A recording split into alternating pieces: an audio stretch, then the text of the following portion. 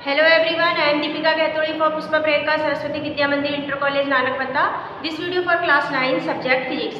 आज का आपका टॉपिक है बच्चों इम्पोर्टेंस ऑफ ग्रेविटेशन, मतलब गुरुत्वाकर्षण का जो नियम हमें प्राप्त होता है उसके क्या क्या महत्व है। ठीक है, तो जो गुरुत्वाकर्षण का नियम होता है वो अनेक ऐसी परिघटनाओं को की सफलतापूर्वक व्याख्या करता है जो एक दूसरे से परस्पर असंबद्ध मानी जाती है। ठीक है, उसमें से कुछ परिघटनाएं जिनका हमारे दैनिक जीवन में हम गुरुत्वाकर्षण के नियम से या गुरुत्वाकर्षण का जो आकर्षण बल होता है उससे कैसे संबंध रहते हैं। तो इसका क्या महत्व है हमारे जीवन में कि जो हम पृथ्वी पर स्थिर खड़े हुए हैं वो हम किसके कारण खड़े हैं, गुरुत्वाकर्षण बल के कारण ही खड़े हुए हैं। तो इसके महत्व में पहला महत्व है यह हमें पृथ्वी से बांधे रखने वाला एक बल है।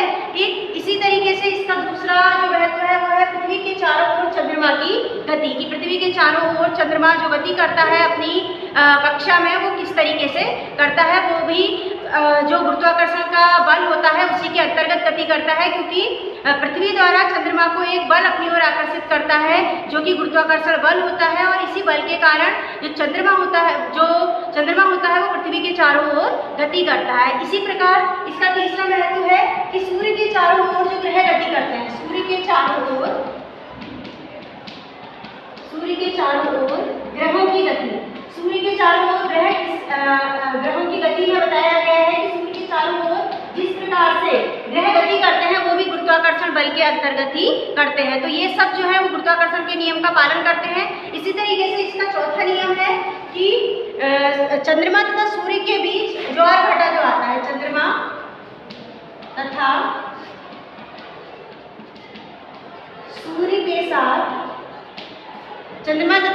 के साथ जो ज्वार-भाटा की कंडीशन होती है वो भी किसके अंतर्गत होती है, गुरुत्वाकर्षण बल के कारण ही होती है। मतलब हम कहेंगे गुरुत्वाकर्षण का जो बल होता है उसके अंतर्गत सूर्य के तथा चंद्रमा तथा सूर्य के साथ जो ज्वार-भाटा होता है वो भी इसी के अंतर्गत आता है।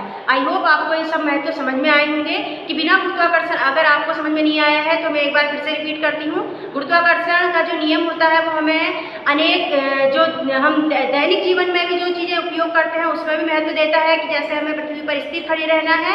ठीक, तो उसमें मैंने पहले आपको समझाया कि पृथ्वी से हमें बांधे रखने वाला बल है, दूसरा पृथ्वी के चारों ओर चंद्रमा की गति, तीसरा पृथ्वी के चारों ओर जो ग्रहों की गति होती है वो भी गुरुत्वाकर्षण नियम के अंतर्गत, मतलब गुरुत्वाकर्षण बल ही के द्वारा सूर्य के चारों ओर ग्रह गति कर पाते हैं। इसी तरह चंद्रमा तथा सूर्य के साथ जो ज्वार-भाटा की गति होती है वो भी होती है। थैंक्स।